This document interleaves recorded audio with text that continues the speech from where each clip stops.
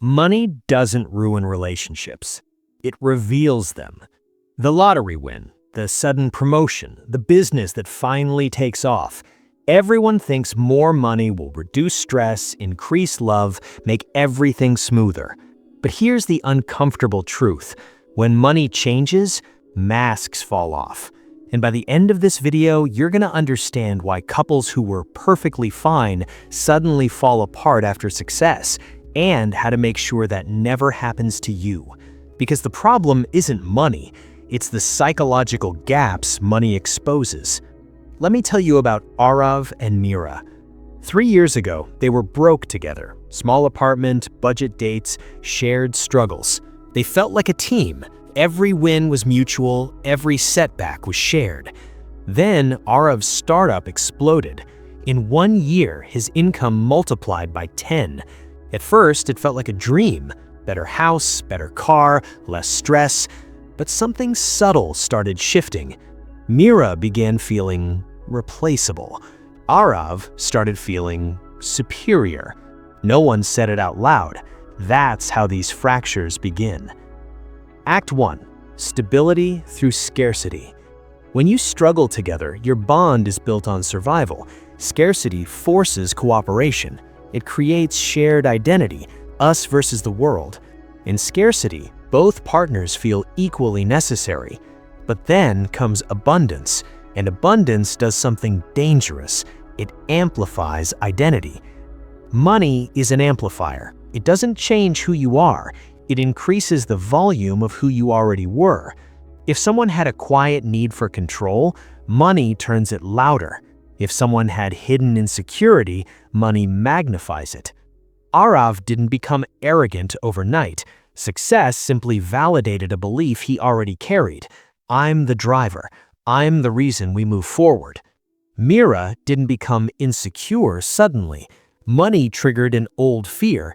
If I'm not needed financially, what's my value? That's the psychological gap. Unspoken roles suddenly become unequal. Now here's the twist most people miss. The conflict wasn't about spending habits. It wasn't about lifestyle inflation. It was about identity displacement.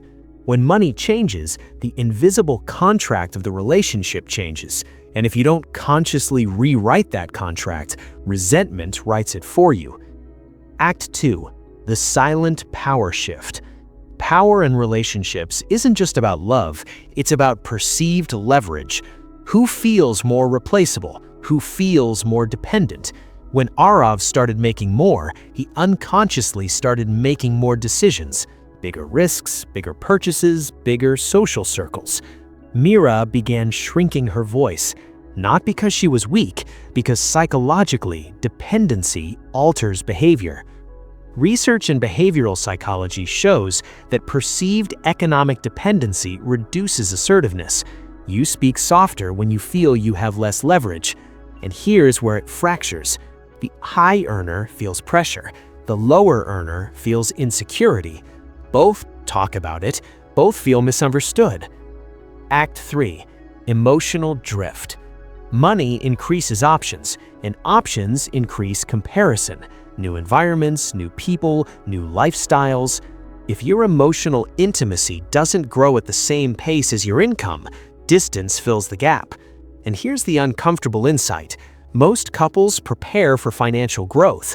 Almost none prepare for psychological growth. So what do?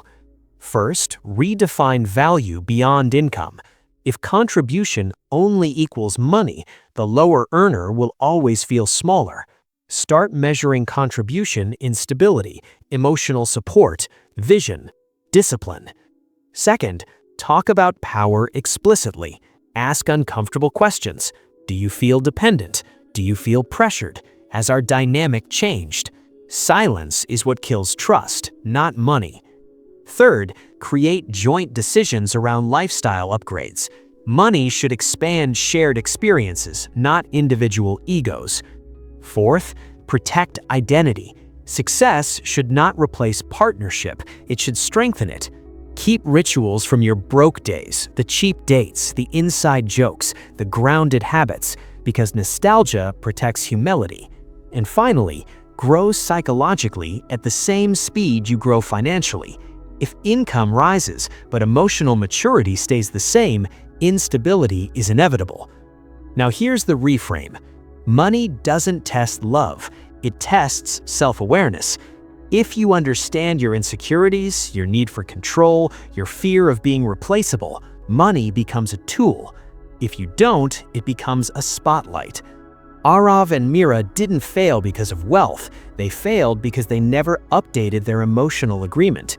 You can, before your income changes or while it's changing, because the real danger isn't making more money, it's becoming a different person without noticing. And if you want your relationship to survive success, remember this: grow together or growth will pull you apart.